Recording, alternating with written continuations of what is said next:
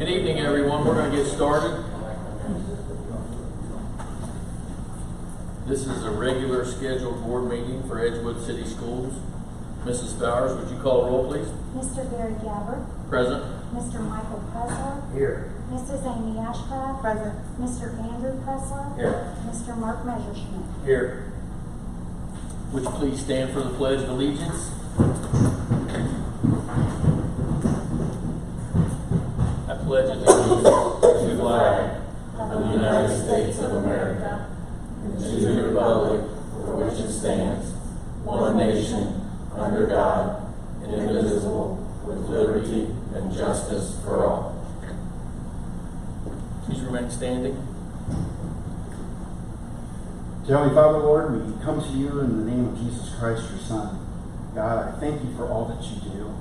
God, I thank you for these men and women here that serve in these different roles here tonight, Lord, as part of the school board. And Father, the awesome responsibility that they have, Lord, that have been entrusted to them.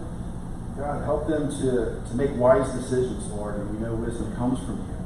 God, I thank you for the manner in which that they serve this school district in Trenton and 7 Mile, Jacksonburg. God, I know it's difficult at times, Lord, challenging. And so we just ask again for that wisdom that comes from you, Lord, that they do what's best, Lord, and help guide them and lead them, Lord, to know that. Help when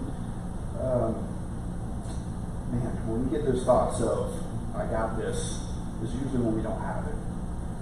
And God, just help us to recognize when pride and that sort of thing crops up. And help us be humble and seek your face. Pray these things in Jesus' name.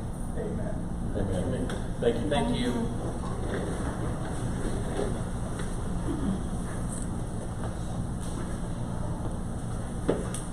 We'll look for a motion on approval of the agenda as amended.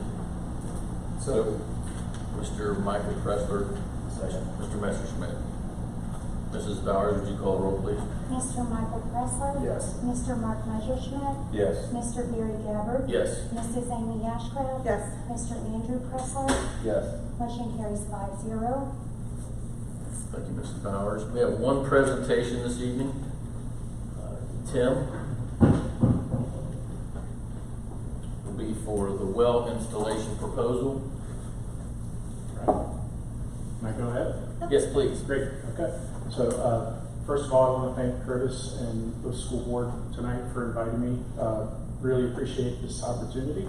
Want to talk a little bit about our program and what we're all about, and I'll be really fast. So what is source water? It's basically surface water, streams, rivers, or lakes, and in our case, in this region, groundwater. So source water provides water for public drinking water supplies and private wells throughout this region. The consortium basically is 7 large public and private groundwater suppliers and users throughout the basically Hamilton and New Baltimore area, and that's essentially New Baltimore is in the northern part of Coleraine Township, and it actually extends all the way up to Trenton in this area, so it's a little bit further above Hamilton. So the members of the consortium include Southwest Ohio Water Company, which provides industrial water to companies like GE, Procter & Gamble, Ford Motor Company, Smuckers along the I-75 corridor, but it's all groundwater from this area. City of Hamilton is one of the founding members of the consortium. They have 2 treatment plants and several wells in the region. City of Fairfield is also a member of the consortium. Greater Cincinnati Waterworks is a member of the consortium. They have a groundwater plant up in the Fairfield area that's their backup water supply for the Ohio River. Southwest Regional Water District, which I think everyone's familiar with, is one of the members and one of the founding members of the Groundwater Consortium. They have 2 well fields. One is right next door, and the other one's down in Ross. Butler County Water and Sewer purchases water from the City of Hamilton and also Cincinnati Waterworks. And your neighbor across the railroad tracks, Molson Coors, also pumps groundwater in this region for their products, and they also use it for their drinking water at the plant. So this is just a snapshot of where the aquifer is located in the region, and you can see where St. Clair Township is, Edgewood. All the purple and blue on this map represent where the aquifer is located. Everywhere that's orange on this map is basically limestone, bedrock, and shale. You will not get much groundwater in that area, but everywhere you see purple and blue and even the yellow on that map is where you'll get quite a bit of water from underground. And I'll get into that here in a second. We have trillions and trillions of gallons of water in our aquifer. It's one of the most productive aquifers in the Midwest. Municipal water supplies pump anywhere from 3,000 to 4,000 gallons of water per minute out of these production wells. The Southwest Regional Water District right next door pumps around 1,500 gallons of water per minute. They actually have 4 production wells next door. They're 16-inch diameter. They go about 200 feet deep, and they have a 50-foot screen to capture that groundwater, and they pump it out. Their North Plant, which is next door, is capable of treating 6 million per day, but on average they pump about 2 million gallons of water per day. So how is this even possible? Our region receives lots of annual precipitation, rain, snow, and resupplies this aquifer. And in this area, especially the Trenton area, Edgewood area, basically you guys are relying exclusively on the precipitation, rain, snow, which resupplies the aquifer. Other areas like down in Fairfield and Hamilton, a lot of their wells are close to the river, so the river actually does resupply the aquifer in that area. The aquifer absorbs large quantities of water quickly, and there is some interaction between the surface water and groundwater. So this is kind of a good description of how the water moves underground. There's static water level under natural conditions, and then when a well starts pumping, there's drawdown around that well, and there's a cone of depression in a 3-dimensional area around that well, which can extend for miles away from those wells. And I'll demonstrate that here in a second. But I just want to give you kind of a picture of what that looks like underground. It's kind of hard to imagine just walking out in the parking lot and knowing that your school is sitting right on top of the aquifer. So on average, members pump about 62 million gallons of groundwater per day out of the aquifer. It can be upwards of over 100 million per day on hot days like this. Drinking water protection areas cross several jurisdictional boundaries. 315,000 water customers, several hundred companies, many schools rely on this groundwater source for their drinking water in our region. So these are all the components of our program. I'm only going to talk about groundwater monitoring tonight. I could do an hour-long presentation on every one of these. I could talk forever about this stuff, but I'm not going to bore you to tears. Why source water protection? It's one of the first critical barriers against drinking water contamination and other risks to drinking water supplies. And protecting our source water from contamination does definitely reduce our treatment costs, and we want to keep costs down for schools like yours and other water customers. Pollution prevention is more cost effective. It's estimated to be 40 times more costly to clean up contamination than actually prevent it. There was a Chem9 site in Hamilton, Ohio, has had over 40 years of cleanup. The site is still not cleaned up and probably won't be for several generations. This was contaminated back in the 1970s, and they're still cleaning up the groundwater mess that's there. So wellfield time of travel zones, this kind of gives you a footprint of the areas contributing to the water supply. The 1, 5, and 10-year time of travel zone, and you can see the shaded areas where the white dots are or where the production wells are. I mentioned there's 4 production wells for Southwest Regional Water District. Molson Coors has 3 production wells. Right where the production wells are located, that's the 1-year time of travel zone where that arrow is. And you guys can see through the aerial photography where Edgewood High School is. In the 5-year time of travel zone, that yellow part that extends up into the city of Trenton, and then the 10-year time of travel. So that's the time it takes for water to move underground to those production wells. And we're real confident with that information just based on other wells in the area, and when we're pumping, we see drawdown on those wells in the area. So examples of potential pollution risks in our region include landfills, illegal dump sites, salvage yards, chemical storage and above and underground storage tanks, pesticide fertilizer application at golf courses, city parks, recreational areas, over application of road salt on parking lots, driveways, gas stations, leaking underground storage tanks, gravel pits, and crude oil pipelines. We do have one crude oil pipeline that actually moves through this area. We actually averted a big disaster recently because the crude oil pipeline became exposed along the riverbank edge, And even though the pipeline company isn't required to cover it, they agreed to cover it because of the sensitivity of our aquifer in this area. So that was a good win for us. Core housekeeping, above ground storage tanks and totes. These are just general pictures I've taken and different visits I've had to different sites. And a lot of the companies, they want to do the right thing. Oftentimes they don't like these kinds of issues coming up on their properties because it can be a problem for resale of their property, having contamination like that. So one of the most important components of our program includes this comprehensive monitoring program. And the program is designed to provide early warning of contamination and water level information. These are just some examples of what those monitoring wells look like and what we're hoping to do here at the school. So this is what a monitoring well looks like. It's usually smaller than a production well. They're usually only 2 to 4 inches in diameter, and they go anywhere from 80 to 150 feet deep. Useful for collecting groundwater samples and measuring the depth of water. We typically have the stick-up variety, and they only stick up about 2.5 to 3 feet out of the ground.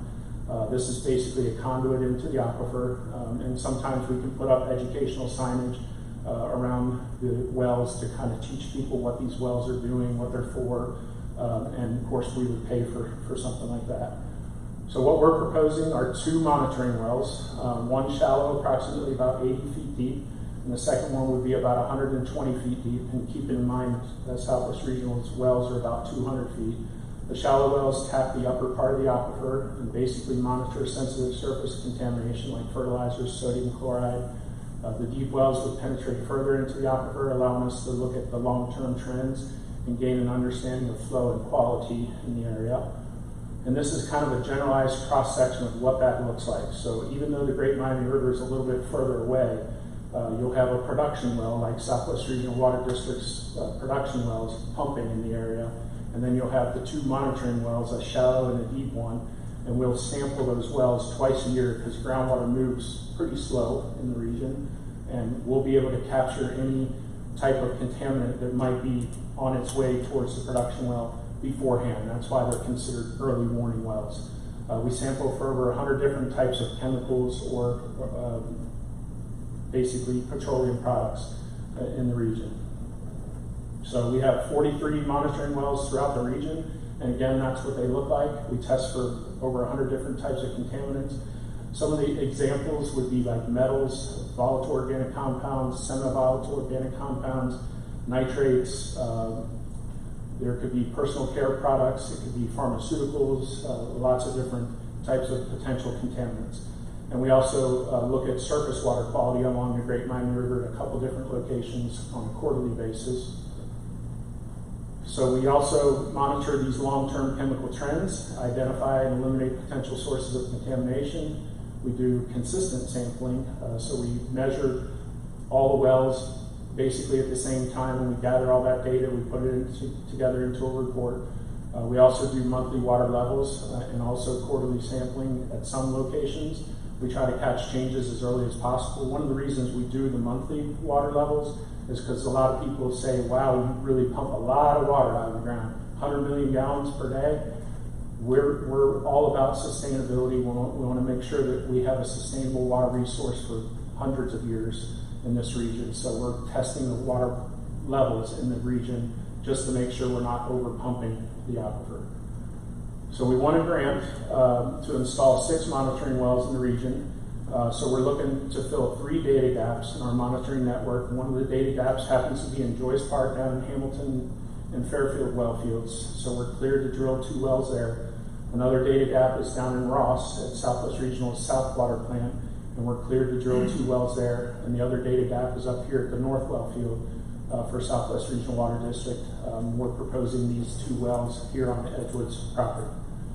So there is no cost to Edgewood School District. The grant covers the cost of the well installation and all the equipment on the inside. We do all the monitoring.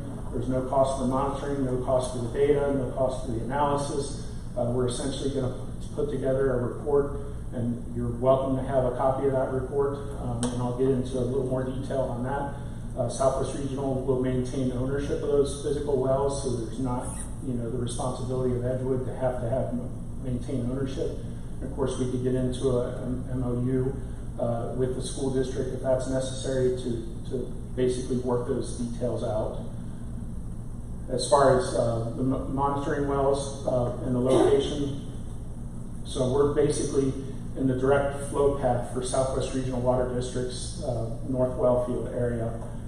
It's right on the edge of the 1-year time of travel zone for their production wells, and that's what that looks like. So that's where we're proposing the 2 monitoring wells.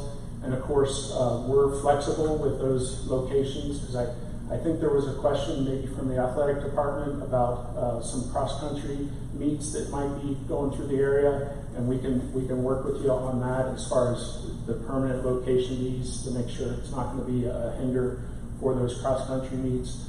But you know, that's the general area we'd like to try to put those wells in, and you can see it's right on the edge of the 1-year time of travel zone, right by the parking lot. So they're basically 2 to 4 inch diameter wells. And that's what that will look like, basically. Those are what the wells will look like, next to each other. So we plan to capture video of the well drilling process. I believe this could be an excellent educational opportunity.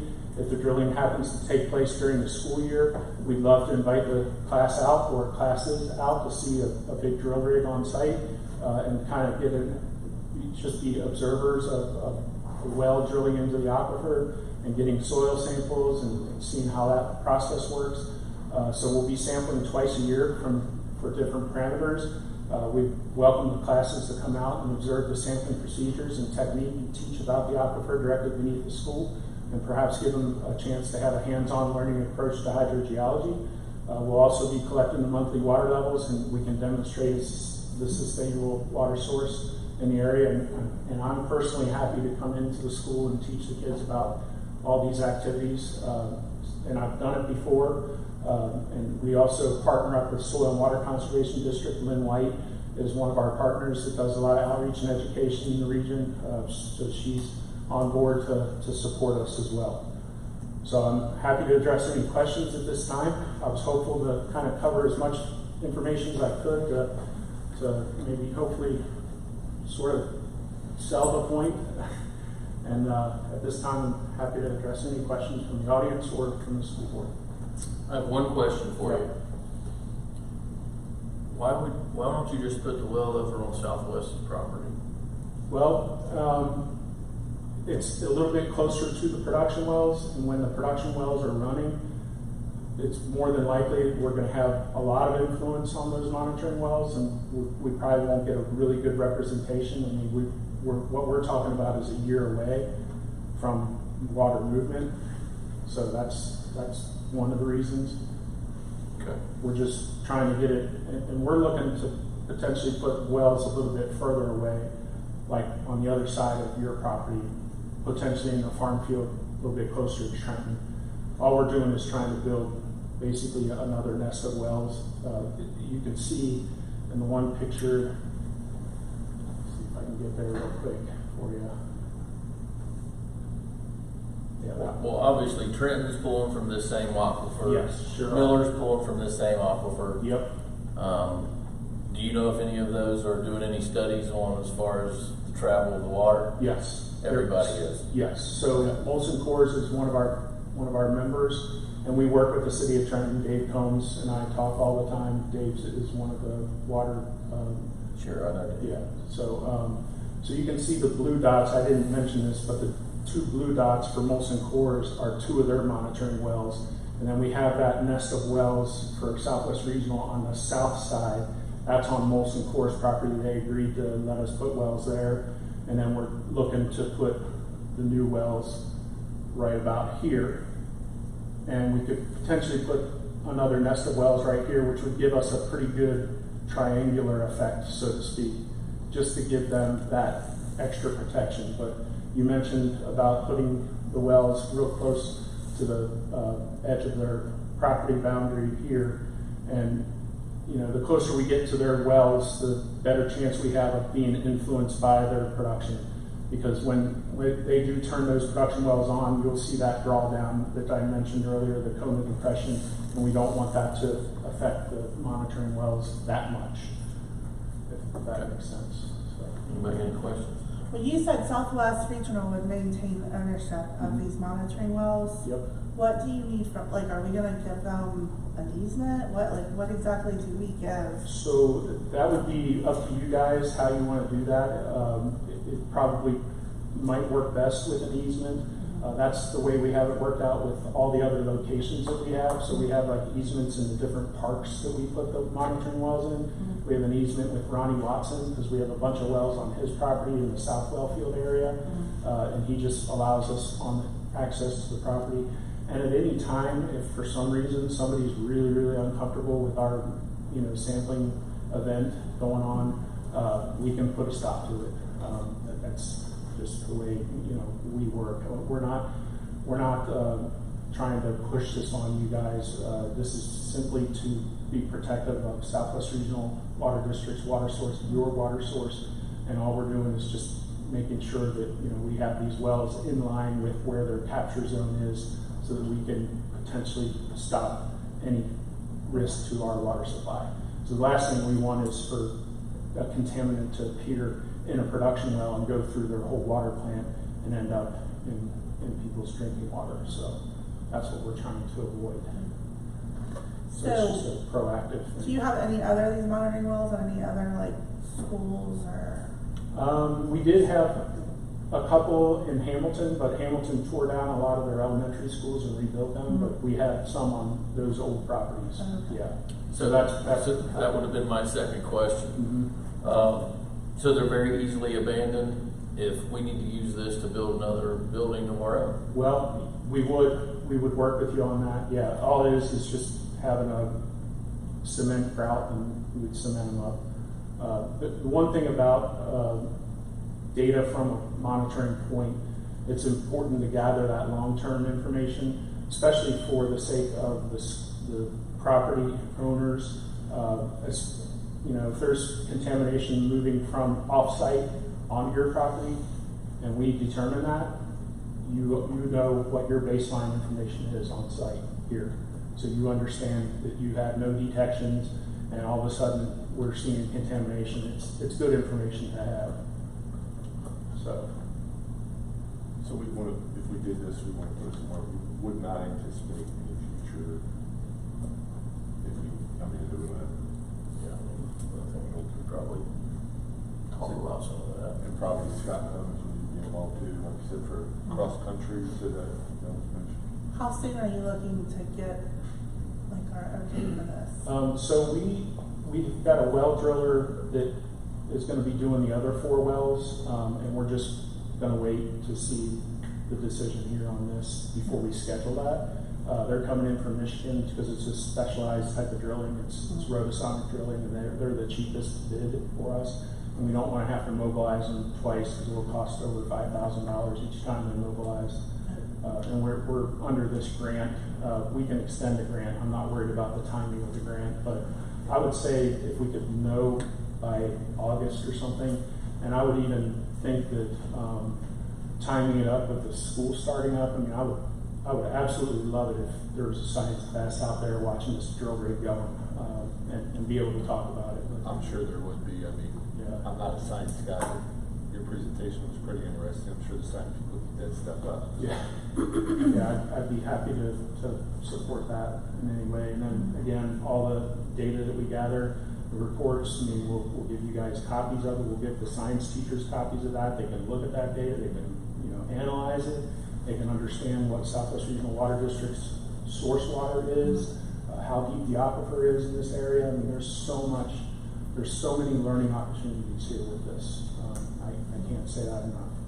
So do you, as the consortium, have someone that draws up the easement and we just have to approve it? Or is that something that we need to have drafted by our school attorney? We can give you an example of an easement and then have your attorney look it over and approve it as to form or whatever it takes for the school to be satisfied with that. So. Okay. Yep. And I'm not expecting an answer tonight. I understand. I was hopeful to give you as much information I could, answer all the questions I can, and hopefully get your support. So.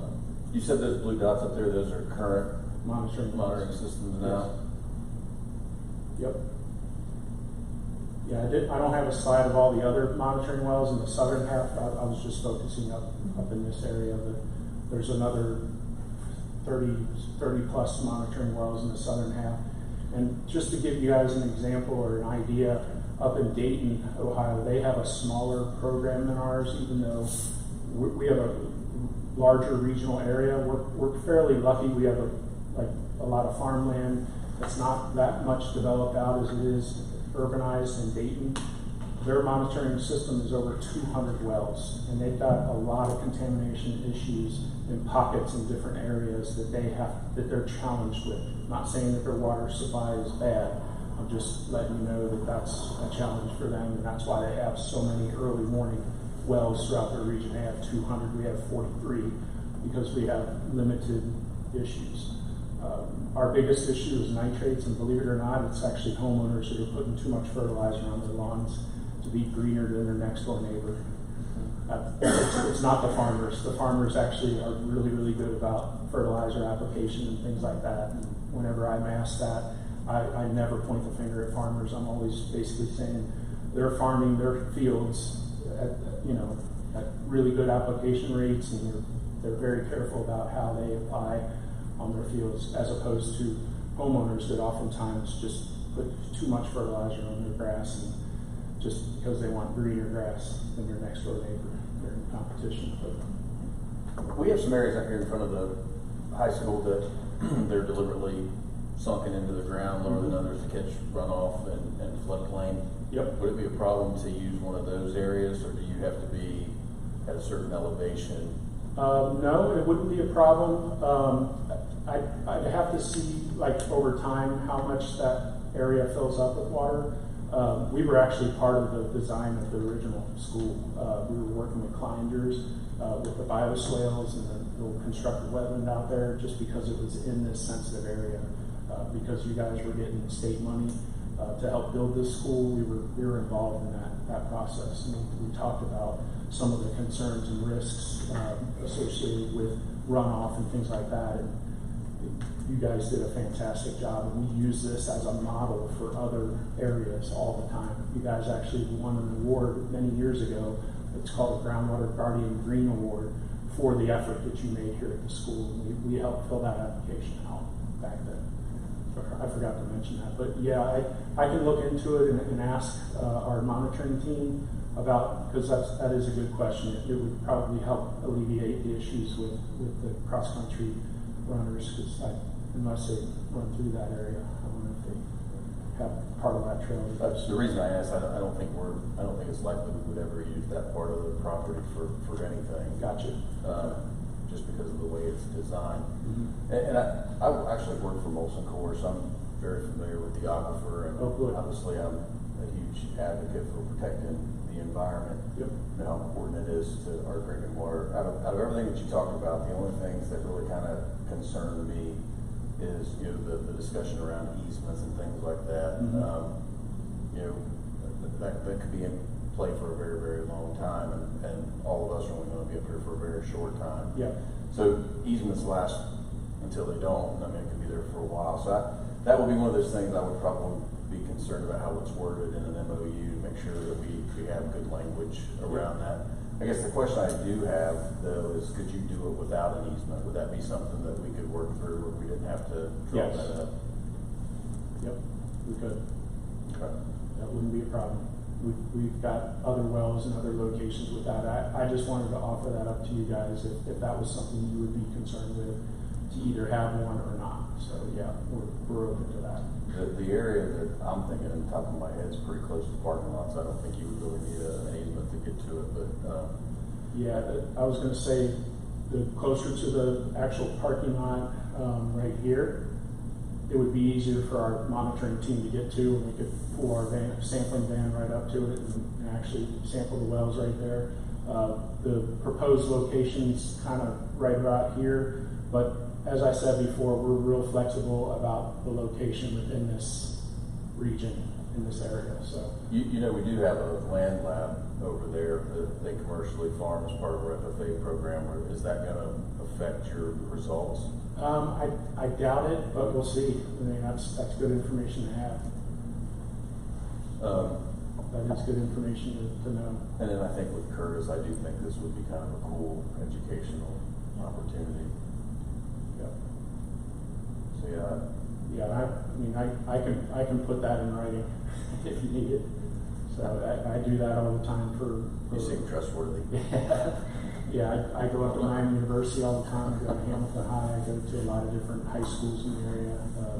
And we talk pretty much from 4th grade on up, because that's 4th grade is where they start teaching about the water cycle.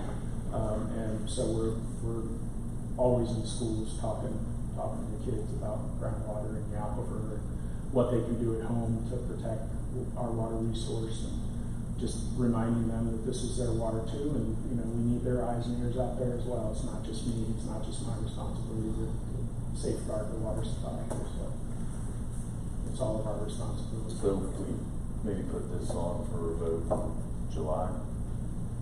Yeah, we can do that, and I can get with Scott Clemens, and if you guys got any thoughts, ideas, and bring Tim back out, we can look at possible spots, just so we're on the same page. But and if you guys have questions between now and then, get them answered, and put it up for a vote in July.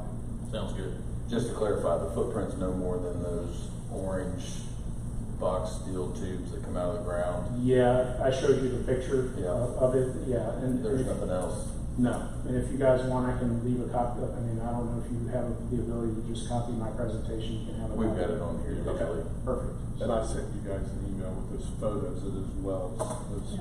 Yeah, You sent me those photos. yeah. We can say that's what they'll look like.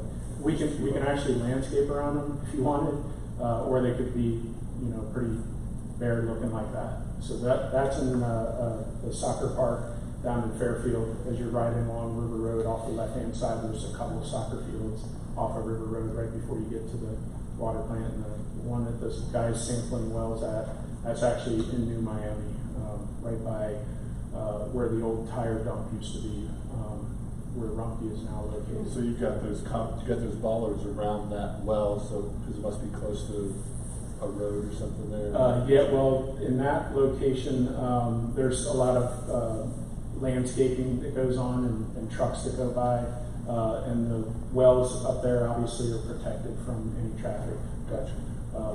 The only reason we would put those bollards up is for lawnmowers. We don't want lawnmowers bumping into them. Student drivers. Yeah, yeah. It's basically a direct conduit right into the aquifer, and if it gets bumped, it could be a problem for surface water contamination getting into the well. So I apologize for taking as much time as I have. No, we appreciate the information. It's very good. Well, I really appreciate the opportunity to be here tonight, so thank you. Thanks. Thank you very much. You're welcome. Appreciate it. Next up, we have public participation. Mr. Prushing, would you like to get us started?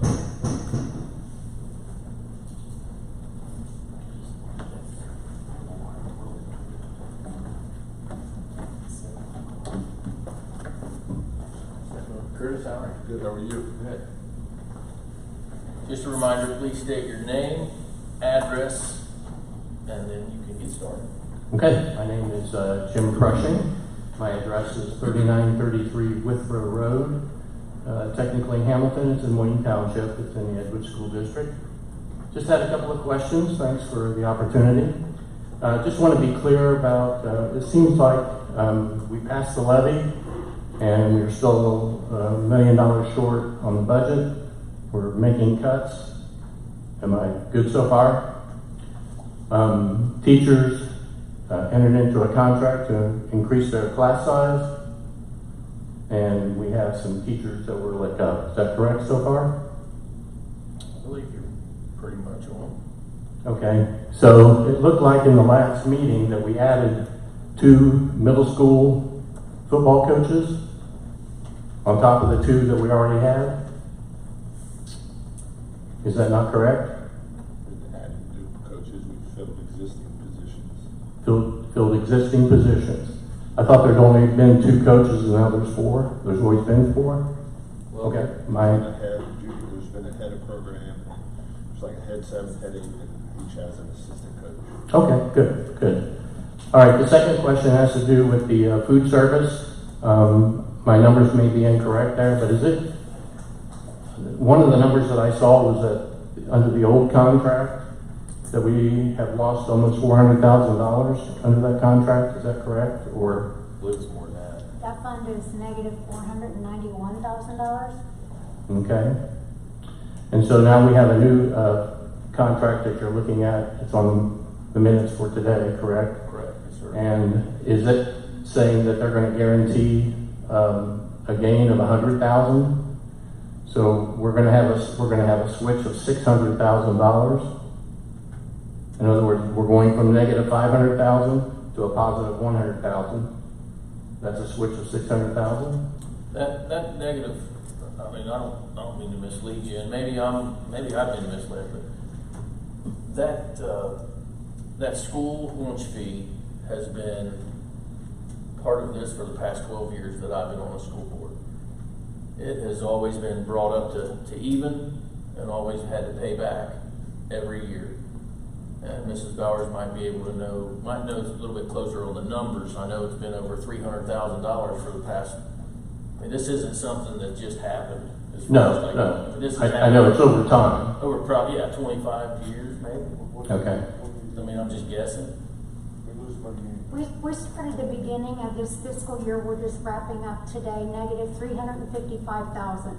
Last year in FY '24, we were losing about $1,500 a day. This year we only lost $500 a day. We're Okay. still losing.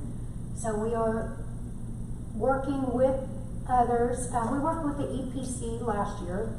We did make a little progress, but again, we're still losing $500 a day.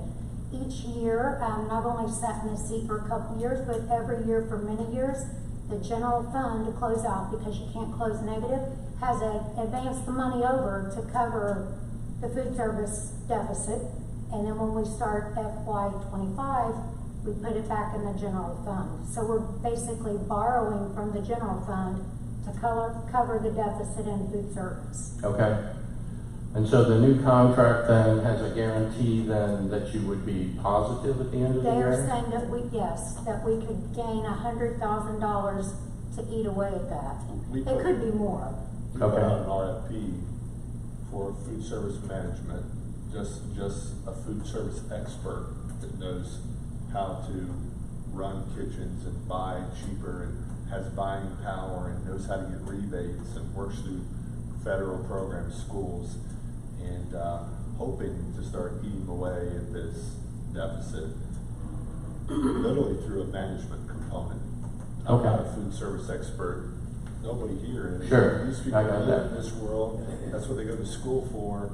And so we're hoping to do something different to chip away at this deficit, while keeping our good people working, keeping our employees, and maybe getting better products, more creative menus, because they're experts, and maybe sell some more meals and improve our food service program while cutting away at the deficit. That's our goal. Okay. And so we're looking at a 1-year trial to see if this might work, to see if we can head in the right direction. And if it does, great. And if it doesn't, then we punt. Okay, very good. I just wanted some clarification on that. Thank you very much. Thanks, Jim. Thank you. I would like to comment on that. So Yeah. my understanding, different things during COVID, so like people that had outstanding balances going into COVID used to miss out on opportunities like prom, used to miss out on things. You couldn't graduate, you couldn't walk until all your school fees were paid, until your lunch fees were paid and everything. And then what I was told when I started, that there was a lot of fees that went unpaid because there was no graduation, so there wasn't anything. And yeah, it was free during that time, but a lot of times seniors or people that were kids that were going to prom or doing those things, that's when the parents really made sure to make the payments. In 7th and 8th grade, they did it or 8th grade because of the Washington D.C. field trip. Well, when that was all taken away, there was no incentive for parents to pay the fees and the lunch fees and stuff, and there was no, because I can remember when me and Mark first got on the board, we went and changed the lunches to where you could no longer just charge whatever you wanted, because those accounts that were outrageous, and they just kept charging and not paying it. So we started going to a provided meal, a cheese sandwich or peanut butter and jelly sandwich, and there was outrage over that, but it was because that account just keeps building. We had to do something, and that's why I think we've seen tremendous progress as far as the deficit that we're facing each year in that department, so. It's a fine line too, because there's certain things you can tie to fees, but there's other things you cannot legally tie to fees. So it's a fine line, like the DC trip, we do require the school fees be paid, but not every kid participates, probably half or less participate. Obviously graduation is a big incentive, but that's 12th grade year, a lot of kids will transfer out with unpaid fees, so it's a fine line, but it's we do have that policy in place where they get the alternative lunch at a lesser cost, but it does add up, and we're hoping maybe an expert looking at things differently, a different lens, might have new ideas better at not only feeding our kids, but not growing this debt. And to add on to some of the things that we talked about, so what was presented to us is that there's a $100,000 rebate that basically comes back to the district at the end of that first year, and where that money comes from, as Curtis talked about, is because they service 700 plus school districts across the country, but they buy food in much larger quantities than we're able to buy, so that's where the majority of the savings is coming from. I personally am a little nervous about doing something like this, because I like keeping control of everything in-house, and we'll have another company from the outside telling us how to buy, how to manage. But to the point that was brought up here, it's 1 year, and to Patty's point, we're continuing to roll negative every year, and we're having to advance money from next fiscal year to pay it off. So this could potentially give us the opportunity to pay off our school lunch debt in the next 5 years and no longer go in debt. And while what we would make on it would be minimal, but at least keep us on the positive side, not losing more money. So we're going to talk about it tonight. We had a formal presentation. They do service another district here in Butler County, not too far from here. That regards them pretty high, so they do a pretty good job. So we're going to have some discussion about that here in a few minutes. We had 7 companies bid it. Well, while we're on the subject, I mean, we have a senior person here that's in food service. I mean, are you in favor of outsourcing this? So something has to be done because of the COVID. That's partly what got us in this mess, because when that happened, we weren't serving as many lunches, and so that kind of, the debt kept getting worse and worse. However, also the cost of the food has gone up with what we were given as vendors. However, when we started last year with the EPC and trying to, get this taken care of, what happened was, and it's going to happen again with this, and this is the only downfall I see, you are not going to get the selections that, unless I'm misunderstanding, I read through everything today. So like breakfast, can only speak for here in this building. We offer a lot of different things to eat. When we started off the year, we tried to do just what the EPC told us to do. And it was served one meal. This was the meal that was on the menu. And then there was a few other little things. We got complaints from the staff and the students that there was nothing there to eat in the morning because they were so used to what we had given them. I'm all for this as long as everyone understands that maybe some selections are not going to be there that we've had in the past, especially in this building, because it's kind of, grab and go, get what you want. That's the only downfall I see in this. I think that the food, from what I've seen, the product itself is a better product, which I'm all about, because some of the product that we were serving, I wouldn't feed feed my dog that. So I have trouble with that. But this, what I've seen, this is homemade, it's much better product, and I think that we all serve as far as the department itself in getting training that we've been neglected in to help with this. And the inventory and how to order and what they want, I think this will help. But just so the district and the community knows that they might not get all the options that we had before. That's the only thing I can see. I don't know about your building, we don't have a lot of options at the middle school, and I don't think they do anywhere else either. You may be the exception.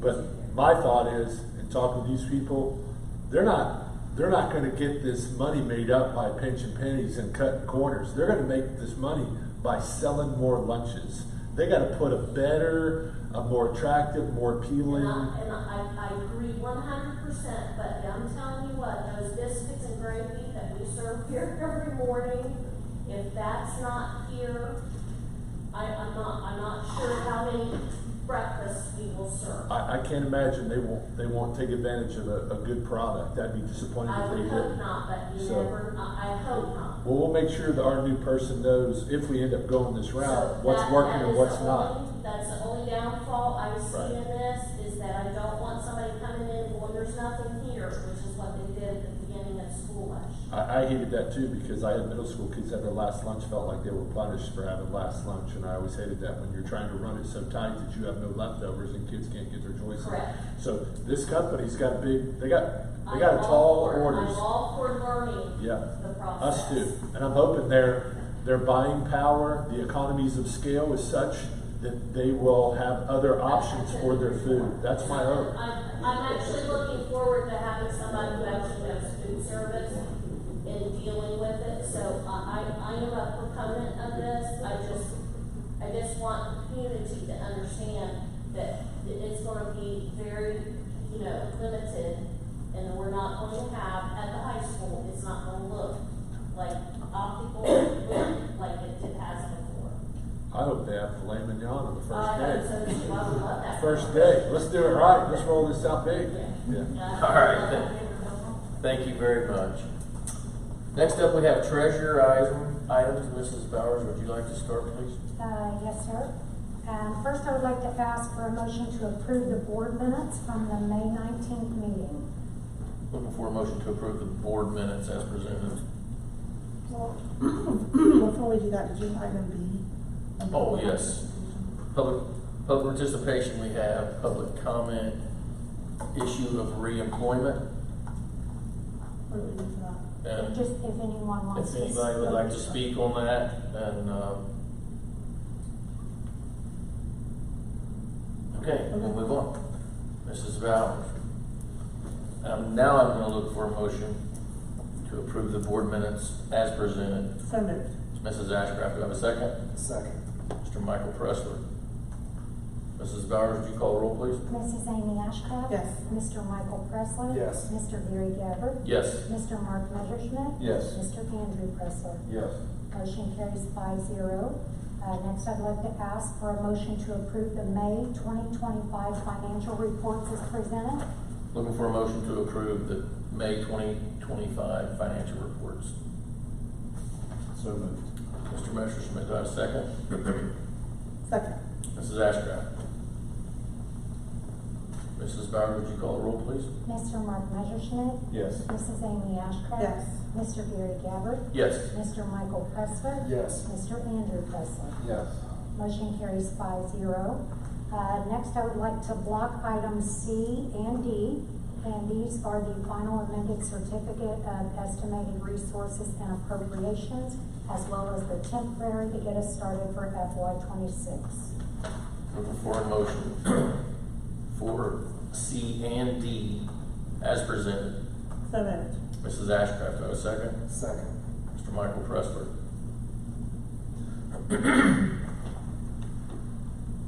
Any discussion? Mrs. Bowers, would you call the roll, please? Mrs. Amy Ashcraft? Yes. Mr. Michael Pressler? Yes. Mr. Gary Gabbard? Yes. Mr. Mark Messerschmidt? Yes. And Mr. Andrew Pressler? Yes. Motion carries 5-0. The next agenda item, I would like to ask for a motion to approve a new fund special cost center for a Butler County ESC teaching grant. What letter is that? What's F? Did you forget E? Oh, I'm sorry, I didn't.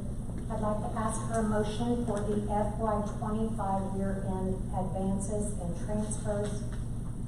I'm looking for a motion for item E as presented. So moved. Mrs. Ashcraft, have a second? Second. Mr. Messerschmidt. Mrs. Bowers, would you call the roll, please? Real quick on this, everybody remembers, because I forgot, I actually had to call Patty today to ask about this transfer from the general fund to the severance fund. So if anybody forgot, which I did, that's that new fund that we created, so that anytime somebody leaves, retires, we've got money that's not coming out of the general fund to pay any of the severance, vacations and things like that. I forgot what that was, so she gave me that today, and for anybody that's watching, that's what this is. Thank you. Any more discussion? Mrs. Bowers, would you call the roll, please? Mrs. Amy Ashcraft? Yes. Mr. Mark Messerschmidt? Yes. Mr. Gary Gabbard? Yes. Mr. Michael Pressler? Yes. Mr. Andrew Pressler? Yes. Motion carries 5-0. Now I would like to ask for a motion to approve the new fund special cost center for the ESC teaching grant. Looking for a motion to approve item F as presented. Second. Mr. Michael Pressler, do I have a second? Second. Mr. Messerschmidt. Mrs. Bowers, would you call the roll, please? Mr. Michael Pressler? Yes. Mr. Mark Messerschmidt? Yes. Mr. Gary Gabbard? Yes. Mrs. Amy Ashcraft? Yes. Mr. Andrew Pressler? Yes. Motion carries 5-0. The next agenda item is the FY26 property liability and cyber insurance quote. Looking for a motion to approve item G as presented. So moved. Mr. Messerschmidt, do I have a second? Second. Mr. Michael Pressler. Discussion?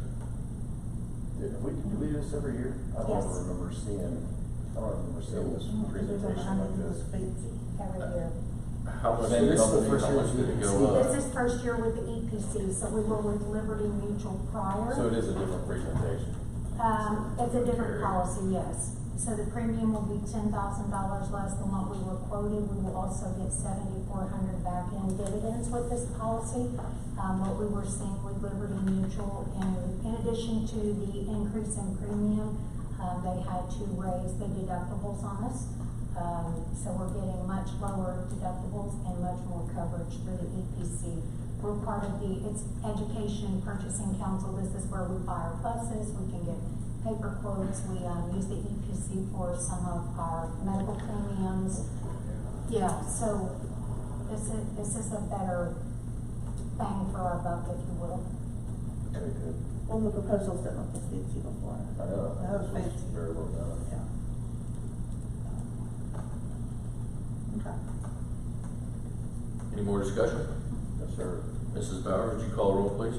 Mr. Mark Messerschmidt? Yes. Mr. Michael Pressler? Yes. Mr. Gary Gabbard? Yes. Mrs. Amy Ashcraft? Yes. Mr. Andrew Pressler? Yes. Motion carries 5-0. The next agenda item is the FY26 food service consulting agreement. Looking for a motion to approve item H as presented. So moved. Mr. Michael Pressler, do I have a second? Second. Okay. Mrs. Ashcraft. So the only question I have on this is, they were talking about they were able to save us approximately $100,000 a year, correct? They will save us more than $100,000 a year. They're guaranteeing that we will see a return of $100,000. Okay. And that's with the prices that we had, that we're gonna be voting on next? Yes. Okay. That's all I have. Yeah, the concern I got about this, and we've already talked about it with like selections and stuff, and we've talked about this in here on stage before with raising prices and not allowing students to charge lunches and stuff. Some kids come here and this is the only food that they get, and or maybe the only real meal they get. over the course of the day. And I really hate to think we're gonna be at a point where the quality of the food goes down.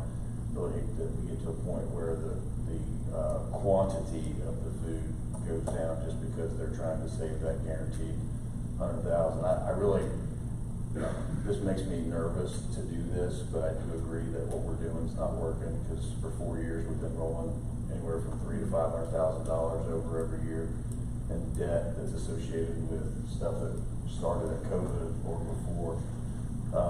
But I do kind of agree we got to do something different. The one thing I do like about this is the fact that it's only a 1-year agreement. So if they don't do us right in the first year, I think you're not committed to a long-term contract. We can kick them out of here and find somebody better. So you brought this up, and that's the question. I think we gotta look at something different, and if it doesn't work, we're only committed to it for a year. So that's kind of where I'm at on it. Well, they said 17 people, or 17 different companies. Seven, that's still a lot to me. I mean, it's a very competitive business. And these bids were 200 pages plus. Oh, more than that, yeah. And they were all over the place. But this excites me as a middle school principal. This excites me, and I know high school is different, and food school lunches changed in the Obama administration with that Healthy Kids Act or whatever, and the cutting out, and it was really not a good thing for meal programs in schools. COVID didn't help matters, but I'm excited because my theory is, and my expectations for this new person the day one on the ground is, we're growing our meal program, and we're not going to grow it with a bad product. We're not going to grow it with few options. We're not going to grow it with small portions. We're not going to grow it with an unattractive, unappealing, terrible tasting product. They're going to grow it by making kids excited about eating. When I was at Madison, I can tell you that years ago, they had chicken nugget day. We had to have extra staff members in the cafeteria because it was a mad rush to get those good deep fried chicken nuggets. And kids are excited about school lunches. I'm looking forward to that again because I haven't seen that in a lot of years. So that's my expectations for this company or any company that does this. And if they can save us some money and get some of our deficit back, it's a win-win. And they lose if they don't regain. If they can't earn our business after year one, it's a big loss for them, in my opinion. They're guaranteed $100,000. Go over and above and beyond. The cost is a lot less than that. They're giving us more than what we're paying them. So to me, it's really a win-win. I really feel like they're coming in with the mindset that they want to prove themselves. Our neighbor here, they're remodeling our kitchens. There's expenses that are not counted toward this deficit. Mr. Gabbard, you know this, that we have paid out of general fund or PI fund to replace equipment. Really should have been charged to the food service fund, but rather than keep that deficit increasing, we paid for some of those repairs out of PI or general fund. Talking about the ovens and the freezer, I think. Yeah, we've had quite a few expenses this year. We have another one. Craig can attest to this. He just moved more food from Edgewood Early Childhood Center over to the high school because now we have another problem out there. So we'll have to address that in July. But our equipment is in need of repair, and our neighbors are remodeling their kitchens, and they're on a spend-down plan with this same company. So they're right here in our backyard, and I feel like we need to give them a shot. If it doesn't work, we will put that RFP right back out there again earlier in the spring. But I told you today, I went through thousands and thousands of pages. We have several good companies out there that I would have felt comfortable working with. I mean, these people seem to know what they're doing. That's what they are trying to do. This one is, they have a person that we can meet. A lot of them have to hire the person that we do work with. We already met this person, and they're doing good work in Hamilton, a neighboring district. And this company had the second or third highest return at the second lowest cost. So it was a very attractive bid. On top of, we felt good about it. Well, I'll be honest with you, I think the proposal that they brought in here and did that night, the presentation, if you look at it, it was all sunshine and rainbows. It came across as too good to be true, and I was always raised that if it comes across as too good to be true, it probably is. So that's the thing about this. It's got me a little more skeptical than anything. Is it seems like a really good deal. deal for us. I hope it lives up to the expectations. To me, it's like anything else. You can try to fumble through and DIY, or you can consult an expert who can come in and do it quicker, cleaner, cheaper, with more expertise. You know, I have all kinds of jailhouse lawyers that assist me with my clients, and you know, like they want to go to the expert, not the person who, you know, like that's where you want, and this is their expertise. So I think, like to me, this is like anything else that we consult with people on, because they are the experts. And it's only a year. Only here. I just had one question about the guaranteed return. It says on the proposal guide, it says it's $100,000 up to their management fee.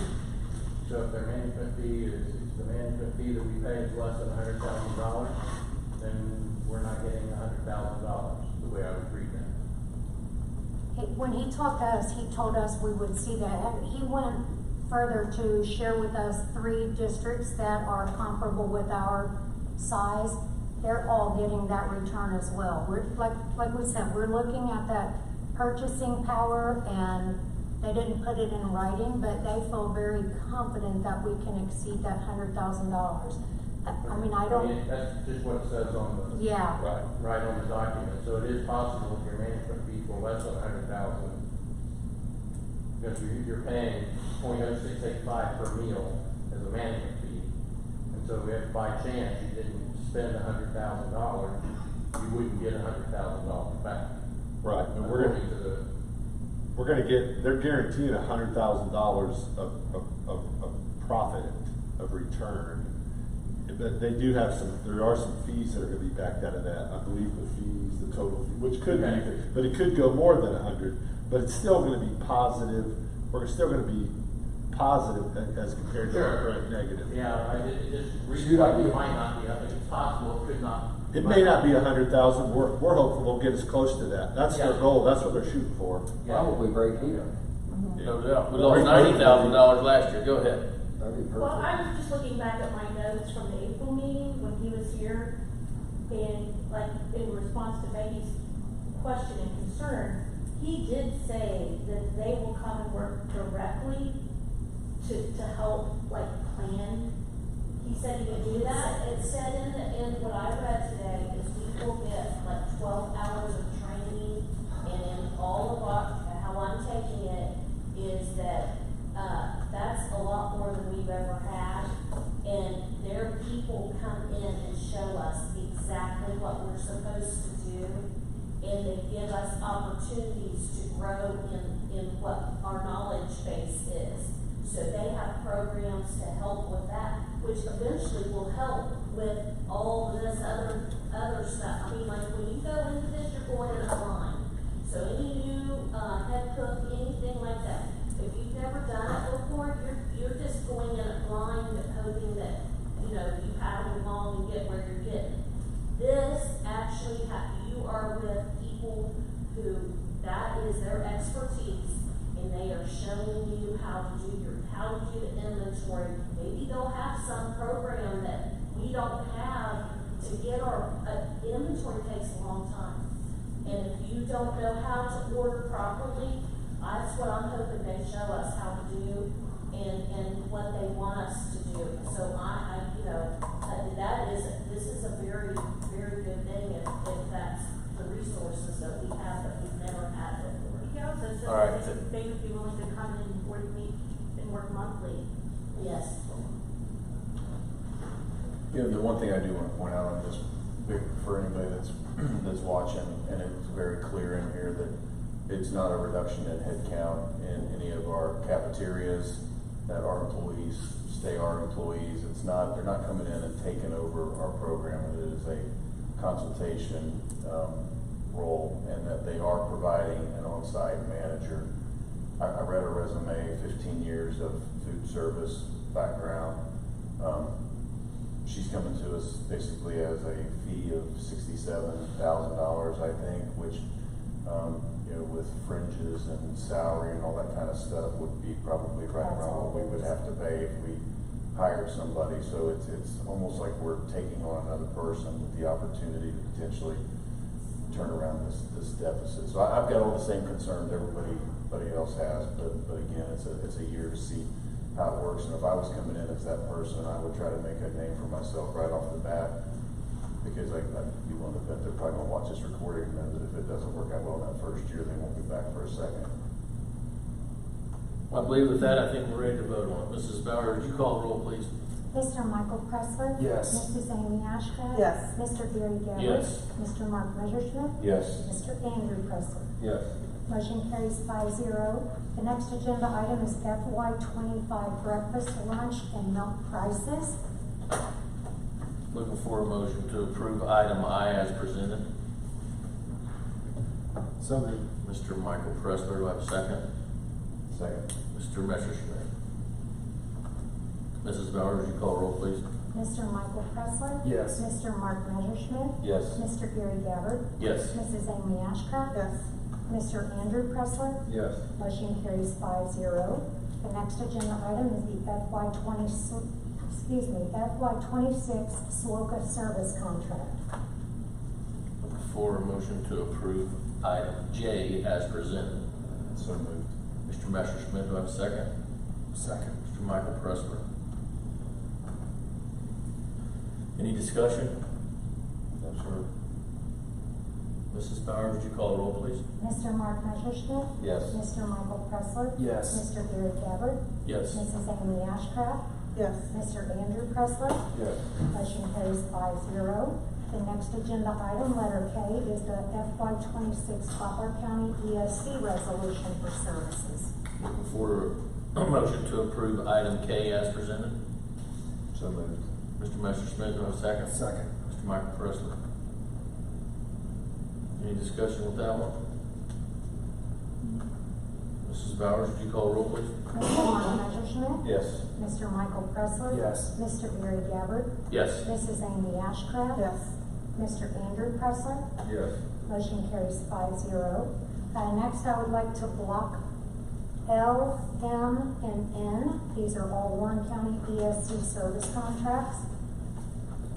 Looking for a motion to approve L, M, and N as presented. So moved. Mr. Messerschmidt, do I have a second? Second. Mr. Michael Pressler. These obviously are Annual contracts. annual contracts that are we just buying seats, or we have kids for these seats? We have, 2 of these are for student specific, the other is just services that they provide Okay. as needed, physical therapy, So we're buying a seat, right? yes. Seat at the table. Physical therapists, the others are services for kids. Any more discussion? Mrs. Bowers, would you call the roll, please? Mr. Mark Messerschmidt? Yes. Mr. Michael Pressler? Yes. Mr. Gary Gabbard? Yes. Mrs. Amy Ashcraft? Yes. Mr. Andrew Pressler? Yes. Motion carries 5-0. Next, I would like to block items O and P, contracts for Cincinnati Center for Autism. Look for a motion to approve items O and P as presented. So moved. Mr. Messerschmidt, do I have a second? Second. Mr. Michael Pressler. Discussion? Patty, did we provide services for the summer last year? That's something we do every year. We do provide some services, not for this particular facility, but we do provide summer services if the IEP calls for it. Extended school year, this took the place of an extended school year based on this kids' needs. Great, thank you. You're welcome. Mrs. Bowers, would you call the roll, please? Mr. Mark Messerschmidt? Yes. Mr. Michael Pressler? Yes. Mr. Gary Gabbard? Yes. Mrs. Amy Ashcraft? Yes. Mr. Andrew Pressler? Yes. Motion carries 5-0. The next agenda item is the Universal Transportation Services Contract. Look for a motion to approve item Q as presented. I thought we were not using them anymore. We do use them, we're using them less. We also use Everdriven when we can. Their rates are cheaper, but we can't completely get away from UTS. It's too bad. Yeah. Do we have multiple trips at the same time going different directions? Yes. Oh, I'm sorry. Let me get a motion for item Q, please. Oh, I'm sorry, I thought we did. Mrs. Ashcraft, do I have a second? Second. Mr. Michael Pressler. Any more discussion? I mean, like, that's a lot of money. Is there something that, you know, it isn't something we could buy a van or provide transportation to do it in-house or We what? do have a van. We're looking at utilizing one of those vans for some services. It's just not enough. We also ran into an issue with staffing that van last year. There are new laws in place. Kids have to be to school on time. You can't continually get them there late. They start dipping into your transportation funds when you do. So because we have kids in many different locations, we're going to Warren County, we're going to Cincinnati. We do the best we can to get the kids where they need to be on time. I did put down in there, you can see in FY23, we spent about $155,000. FY24, it went up to $212. FY25 was only $194, but you can see there out to the side, we did also pay Everdriven $50,000. This is not just for students that are identified and going out, this is also for homeless transportation. We pay thousands of dollars for homeless transportation. We don't have a choice. But it's something we would have to have multiple drivers and multiple trucks. Absolutely, yes. I got you. We're just going way too many places. All right.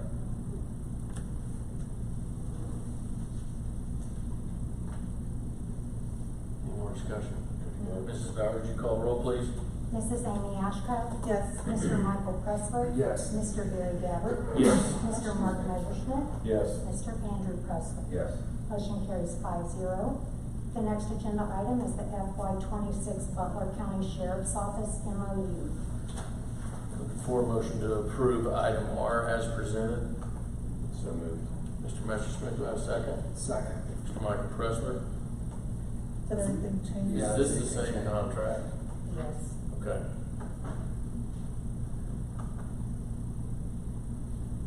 So we don't have one in here from Trent. I called Patty today. She actually went back and looked last year. What one from Trenton is written? Is it 2 year? No. It doesn't there's- have a there's no term ending date on to it. It has to be written, requested in writing, determined either by us or by Trenton. So we have an open contract with Trenton. When I pulled the file, Mr. Gabbard, there was a contract in 24, July of 24, we brought it, and then we brought it in 22, and then it was brought to the board in 20. So it looks like they're hitting every other year. But it really Do we doesn't want- do we have want- an expiration. Yeah, it just says you have to notify Well, within 90 days of the end of the school year. I think we probably want to sharpen that up a little bit. Reach out. I mean, I'm okay with doing a 2-year contract, but I mean, is that the direction we still plan to? Yes. Is that the plan moving forward? Well, based on what the contract's written, it is for 26 because it's too late to change anything. Okay. Maybe we get that out here next month when Patty's not so busy, and we'll sharpen that up a little bit.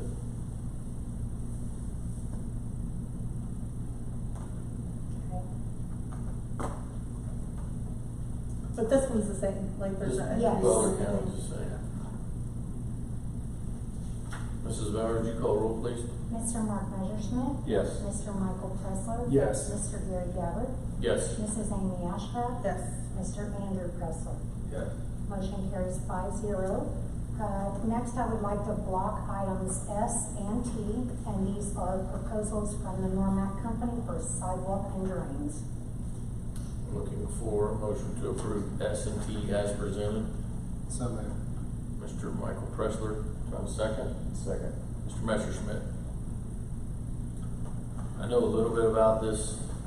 Both of these things kind of come up as work was proceeding. And, we noticed we had some water just kind of coming out on the new blacktop, so we think this should take care of it. No reason to. So what we're gonna do, we're gonna dig where the water's coming out and tie that into an existing drain, is that what that is? They did it today. It's pretty amazing. They went around the perimeter of that old parking lot up off Boozen Bar, up the side, right along the edge, and put almost like a curtain drain around that parking lot, dug it down and put in a drain tile, like a French drain, and they cut right across that asphalt. It's all falling down right into that big storm drain. So it's gonna take all that groundwater that's been getting under that asphalt, catch it, and take it right down to that storm drain. I'm not an expert on that. I know they put gravel. I was gonna ask Pete about like a sock, because I thought when you did that, you put like a sock around that tile, that pipe, to keep dirt and stuff from getting in there. I think they call it a sock, but pretty amazing. They were cutting that sidewalk out today too, and they're gonna widen that approach there where the two front of the where the health building and our building come together. It's like a racetrack right there. It's like it's tight. Yeah. It's tight, so it's gonna be a little wider. It's gonna be nice. Get out of that little busted up concrete. I don't think this quote on the drainage that they're doing is super hateful. I think for what they're doing, pretty reasonable. And I can tell you from personal experience, you start getting water moving through blacktop like that, it's not gonna last real long. I hate to think with all that parking lot, we got that problem in the winter. And I think it's 4 separate areas that they have cut across the parking lot to tie in the drain, so. Good. My only concern is I was driving around looking at all the asphalt repairs and everything like that, and I noticed in front of the middle school, the old part of the middle school facing Duesenberg there, the sidewalk is in really bad shape. And I mean, I don't know, I almost feel like I could tell when we patched it time and time again, and there's uneven all the way down through there. Now, the rest of the middle school looked good. I drove around and looked at all the sidewalks and stuff, but and it's not a big drop or a big sidewalk. I mean, it's only a small section, but I bet it's the original concrete from The when west that school was side built. of the building. Yeah, the is west side. Yeah. I think almost that's think we need to something look probably- into repairing that, tearing that out and repairing that, because somebody's gonna get hurt right there. There's chunks Yeah. off the curbs. I think right now Rusty's patching the worst of it, but I think we're not gonna do a whole lot of patching and maybe look at getting replaced. Maybe. Oh, it needs it. Yeah. Yeah, it is original. It's from 1970. There's not much that's still good from 1970. I am. Mrs. Bowers, would you call roll, please? Mr. Michael Pressler. Yes. Mr. Mark Messerschmidt. Yes. Mr. Gary Gabbard. Yes. Mrs. Amy Ashcraft. Yes. Mr. Andrew Pressler. Yes. Motion carries 5-0. The next agenda item is a proposal for playground mulch. Looking for a motion to approve item U as presented. So moved. Mr. Messerschmidt, do I have a second? Second.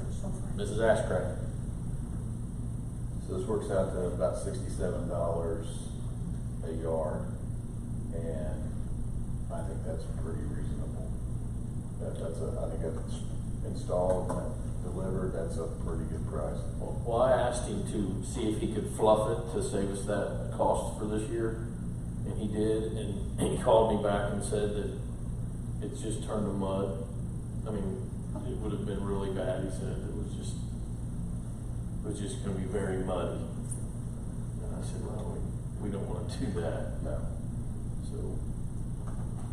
So I agree, it's not a bad price. Mrs. Bowers, We I'm bought sorry. 300 yards, so hopefully we can get that discount rate buying that much. Sure. It's a lot of mulch. Any more discussion? Mrs. Bowers, you call the roll, please. Mr. Mark Messerschmidt. Yes. Mrs. Amy Ashcraft. Yes. Mr. Gary Gabbard. Yes. Mr. Michael Pressler. Yes. Mr. Andrew Pressler. Yes. Motion carries 5-0. The next agenda item is a donation for $1,500 to the girls' basketball. Looking for a motion to approve item V as presented. So moved. Mr. Michael Pressler, do I have a second? Second. Mr. Messerschmidt? Whoever you are, Thank you very much. Yeah, thank you. Mrs. Bowers, you call the roll, please. Mr. Michael Pressler. Yes. Mr. Gary Gabbard. Yes. Mrs. Amy Ashcraft. Yes. Mr. Andrew Pressler. Yes. Motion carries 5-0. Mr. Gabbard, that's all I have for this evening. Thank you. Thank you, Mrs. Bowers. That's it, or you sure you don't want anything else? What'd you do with X, Y, and Z is what I want. I'm sorry. 3 more I'm items. sorry. She's run out of letters. That would have been a record. Well, mine won't be as long. I've only got a couple things. Item A, under superintendent items, the elementary Neola student handbook. I pulled the secondary one last minute. I know you guys saw that for a first read last one. I had to pull it. I caught a board. It was a last minute board policy change that didn't get reflected in that handbook. I didn't want you to approve it. So, and Doug Higgins already revised it, but I'm going to throw it on the agenda next month. It was literally just a board policy that didn't get reflected in the handbook, and I don't want that handbook approved with an outdated policy in there. We just caught it, so we're just going to just double check it. But so item A is just the elementary only, and we'll get the secondary to you next month. Looking for a motion to approve the elementary student handbook as presented. So moved. Mr. Michael Pressler, do I have a second? Second. Mr. Messerschmidt. Looks like all the changes was pretty much kind of done at the top level. Neologist. Okay. Any discussion? Mrs. Bauer, would you call the roll, please? Mr. Michael Pressler? Yes. Mr. Mark Messerschmidt? Yes. Mr. Gary Gabbard? Yes. Mrs. Amy Ashcraft? Yes. Mr. Andrew Pressler? Yes. Motion carries 5-0. The next item are two DECA, which is Butler Tech, field trips for summer leadership retreats for students involved in the DECA program. Super successful program. Again, Butler Tech bears the cost of that because they're overnight trips that require board approval. Looking for a motion to approve item B, overnight field trips as presented. So moved. Mr. Messerschmidt, do I have a second? Second. Mrs. Ashcraft. Mrs. Bauer, would you call the roll, please? Mr. Mark Messerschmidt? Yes. Mrs. Amy Ashcraft? Yes. Mr. Gary Gabbard? Yes. Mr. Michael Pressler? Yes. Mr. Andrew Pressler? Yes. Motion carries 5-0. So the last thing I got, just a couple, I want to make a couple comments prior to going into executive session because I realize our public probably won't be here when we return. But I know that later on, we will vote on the ETA and the OC contract. And, you know, I've been involved in this process a few times over the years of my career, but I really thought these were really good processes with both groups. I thought the mood, the temperament was fair. People were working together. People were honest and open.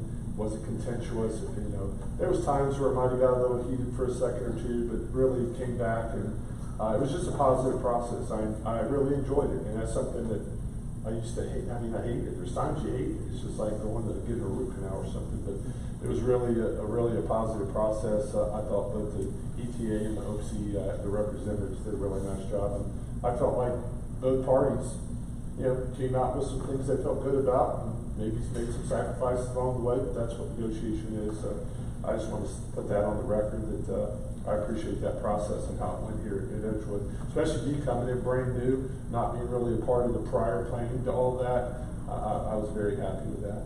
Yeah. And then the second thing, you know, we lost two assistant principals at Edgewood High School. You know, we just hired them. We just hired both Alan and Caleb, and they were very, very good assistant principals. And it was a big loss for us to lose both of them. But I want to commend Doug because Doug, you know, we posted the positions, and Doug and his team, his building leadership team, which was some of his department heads, his counselors. I think even Eric Pless, the ETA president, was a member of his interview team. No central office people. They screened, they interviewed, and they went through quite a few candidates. We had no internal candidates. And they presented their top four, I believe, to myself, to Lisa. Alex Ayler sat in on that. Scott Clemens to get another look. And really, even though we lost really quality people, we really got some good people, and I know we're going to be hiring those later. I'm super excited about I call it the dream team. Doug found a really strong candidate from out of state. But her background, her resume, super smart, is unbelievable. And I think she's going to really take the curriculum part and the math and science.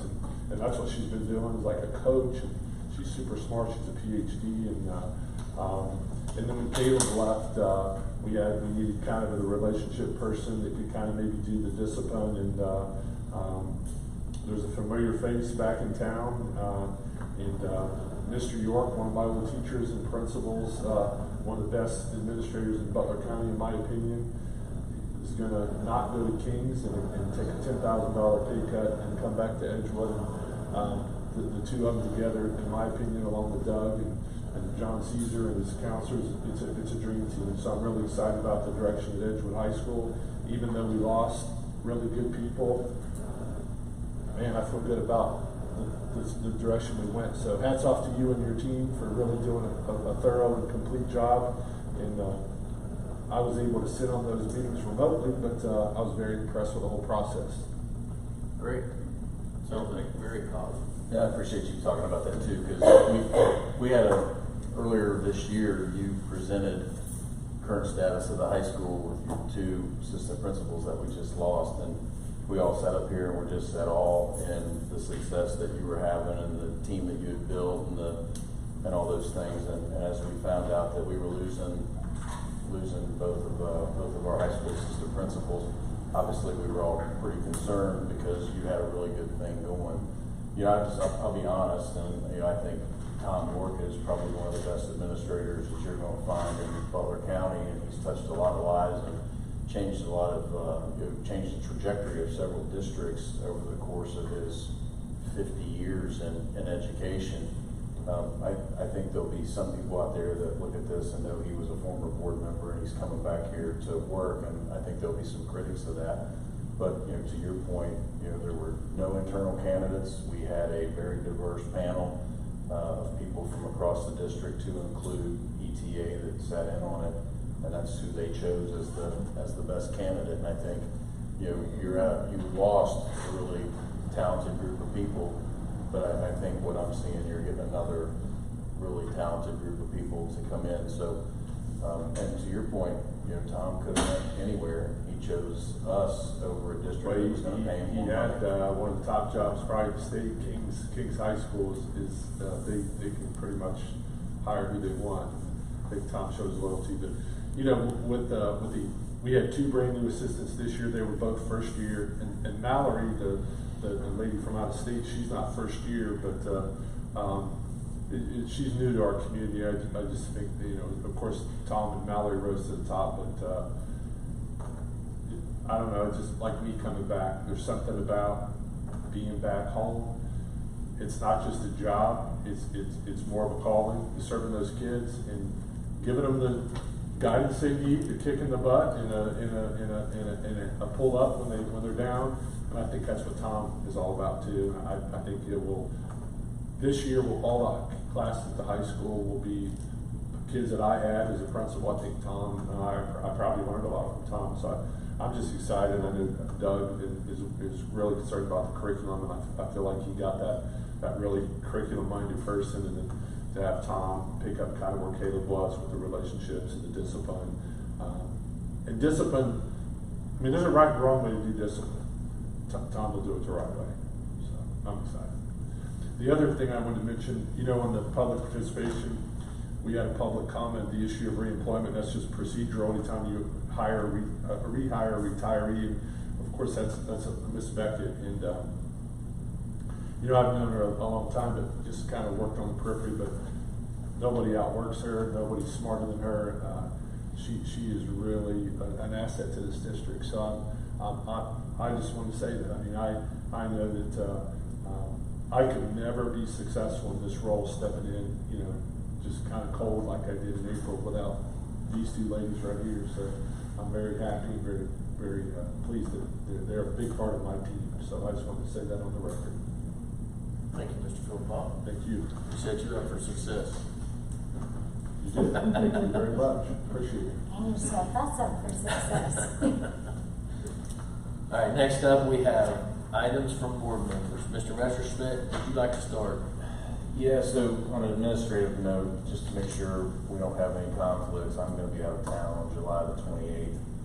So that's our next scheduled board member meeting. Just want to make sure we've got a quorum. If anybody else is planning to be out, we may need to look at rescheduling that. Otherwise, I think y'all will be fine without me being here. Wanted to make you aware of that. And then, you know, with the passing of the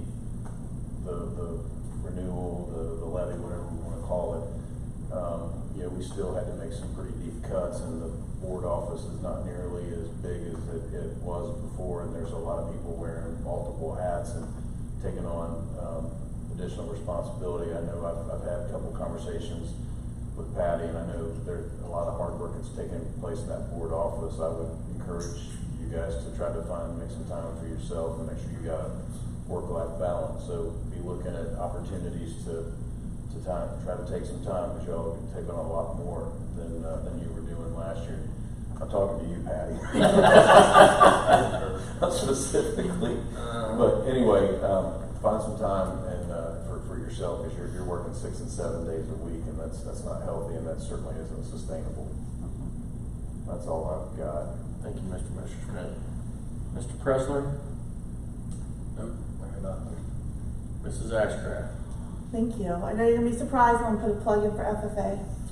They have their sweet corn sale going on right now, so if anybody wants to support that and get some corn, they have an order form. It's available. I can email it to whoever. And then also just remember, I think our next meeting will be during fair. Is it during fair? That's the week after fair. The week after fair? Okay. So we have lots of kids who have projects up there, so I just want to encourage everybody to get out and support our children at the fair. Endure the heat, buy an animal, you know, have some fun, get a sweet tea slushy. So that's all I have. Thank you, Mrs. Ashcraft. What is the corn like readily available, or is this something you got to order? They're doing pre-order. Last year they had a whole big debacle, so I mean, it's definitely grown local, right? definitely. Okay, that was the main question. Yeah, and I can forward. Where's it new? Doesn't Adam Smith grow it? Does he? I think he does. Yeah, I think so. There's a flyer. It's supposed to be ready mid to late July. They'll be contacted in advance to schedule pickup times and days. That's what it says. I thought there was a different flyer. Thank you very much. Send that to me. Okay. Me too, please. Okay. Thank you, Mrs. Ashcraft. Mr. Michael Pressler. Yes, sir, I have nothing. Thank you. I'm just going to piggyback off a little bit of what's already been said. The fair is a big, big thing for our kids in this district, and I know there's a lot of them working hard right now in that heat. It's tough, but it's a big thing for this district. I do hope some of you, if not all of you, get out to make a tour, buy something, look for Edgewood kids. But that's about all I got.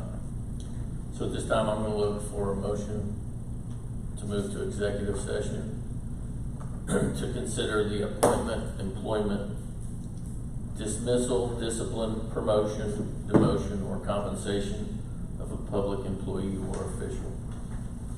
So moved. Mr. Michael Pressler, do I have a second? Second. Mrs. Ashcraft. Mrs. Dowers, you call the roll, please. Mr. Michael Pressler? Yes. Mrs. Amy Ashcraft? Yes. Mr. Gary Gabbard? Yes. Mr. Mark Messerschmidt? Yes. Mr. Andrew Pressler? Yes. Motion carries 5-0. Thank you all for coming. Enjoy the rest of your evening. All right, we are back at 9:02. Yep.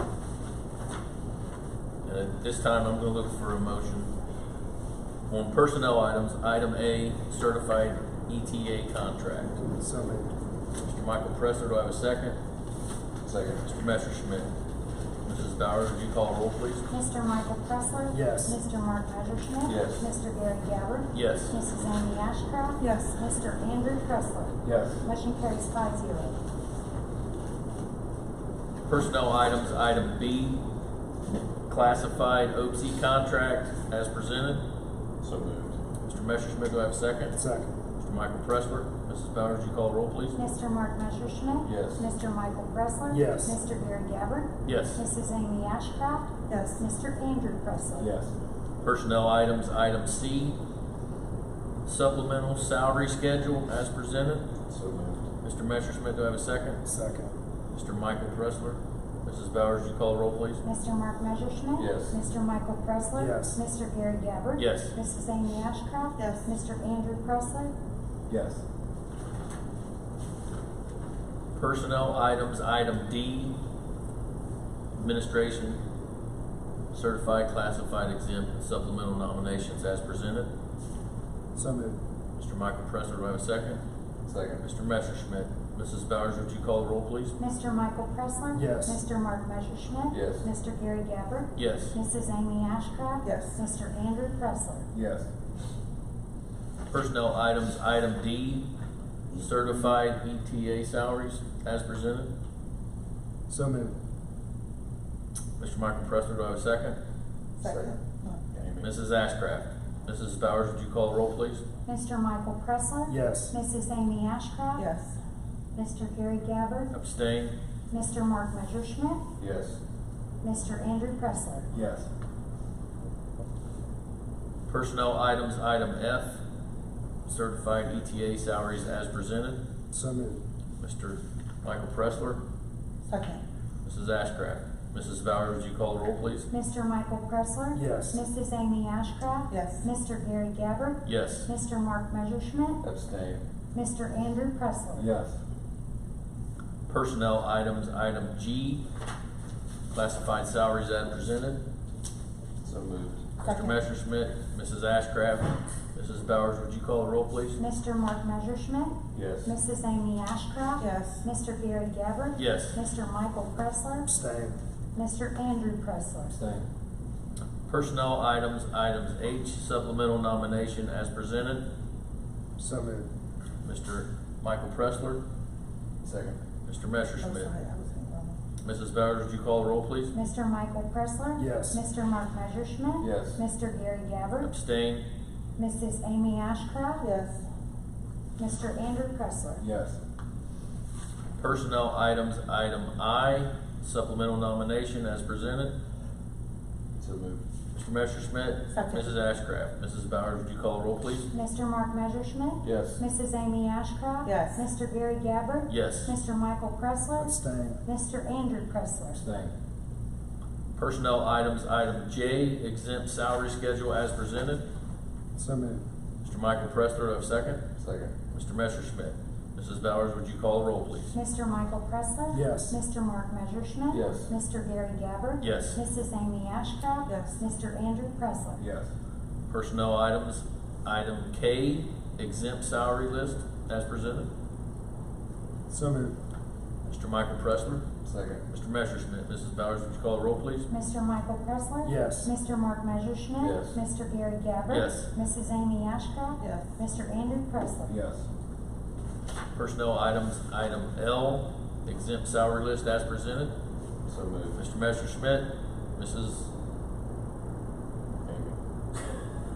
Second. I'm Mrs. sorry. Ashcraft. Mrs. Bowers, would you call the roll, please? Mr. Mark Messerschmidt. I was on Yes. this, I was on K. We're on L. Mrs. Amy Okay. Ashcraft. Yes, sorry. Mr. Gary Gabbard. Yes. Mr. Michael Pressler. Abstain. Mr. Andrew Pressler. Abstain. There's so Pers- many. Personnel items, item N, administrative salary list as presented. We're on M. Yeah. M, I messed them up, it's my fault. administrative salary list as presented. Yep. So moved. Mr. Messerschmidt, do I have a second? Second. Mr. Michael Pressler.